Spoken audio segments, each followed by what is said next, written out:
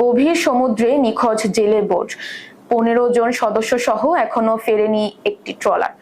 কলাপাড়া উপজেলার মহিপুর থেকে ছেড়ে যাওয়া একটি মাছ ধরা ট্রলার 15 জন সদস্য সহ গভীর সমুদ্রে নিখোঁজ হয়েছে।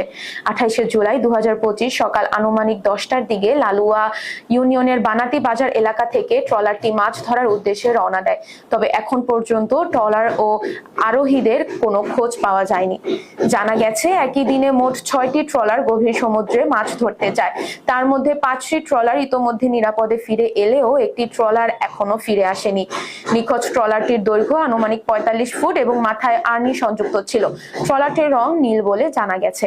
নিখোঁজ 15 জন জেলের নাম হলো রশিদ, রাজীব, রাহাত, নজরুল হাসান সাগর, হারুন, রফিক সাগর, ইদ্রিস, গিয়াস, হারুন, কালাম, ইব্রাহিম এবং হাসান। স্থানীয়রা ধারণা করছেন ট্রলারটি হয়তো বাংলাদেশের জলসীমা পেরিয়ে ভারতের জলসীমায় চলে গেছে। বিষয়টি নিয়ে স্থানীয় প্রশাসন ও উপকূলীয় বাহিনীর পক্ষ থেকে খোঁজ নেয়ার অনুরোধ জানানো হয়েছে। যদি কেউ নিখোঁজ ট্রলার বা জেলেদের সম্পর্কে কোনো তথ্য পান, তাহলে এই নম্বরে যোগাযোগ করতে অনুরোধ করা হচ্ছে। যোগাযোগ করুন 01577204061।